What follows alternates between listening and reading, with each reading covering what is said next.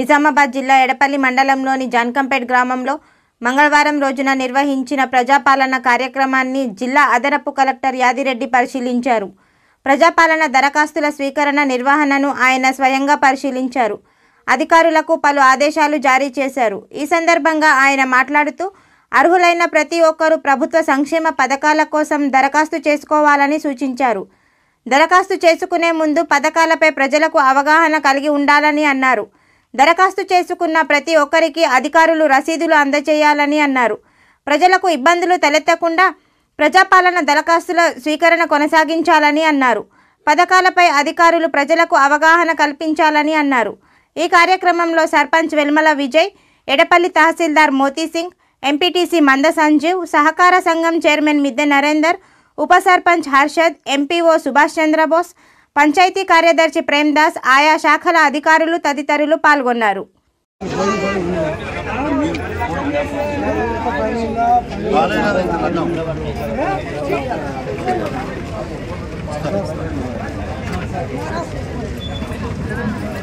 ఎన్ని తెచ్చినందుకు ఎందుకు ఎవరేమన్నారు? ఒక్క రేషన్ కార్డు, ఆధార్ రెండే చాలు.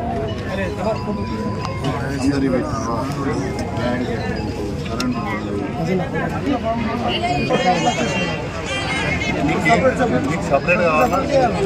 సపరేట్ ప్రస్తుతానికి అట్లాంటిది ఏదన్నా ఉంటే తెల్లకాయితం మీద రాసి రేషన్ కార్డు ఎక్స్ట్రా దరఖాస్తు పెట్టుకుంటే తీసుకుంటారు. ఫామ్లో లేదు రేషన్ కార్డు. నాకు అర్థమైంది. నీకు ఉన్న రేషన్ కార్డులో బైఫర్కేట్ కావాలి, అంతే కదా?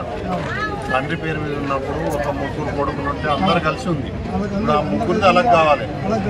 అది సపరేట్ తెల్లకాయితం మీద దరఖాస్తు పెట్టండి. దీంట్లో లేదు, ఈ ఫామ్లో లేదు.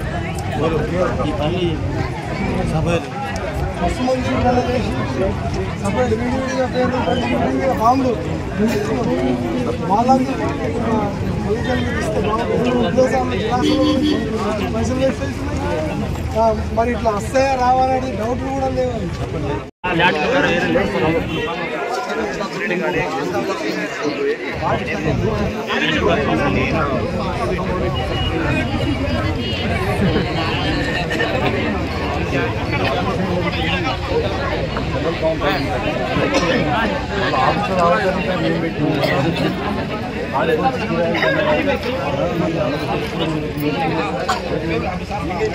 ఈ 6 రోజులు ఉంటారు.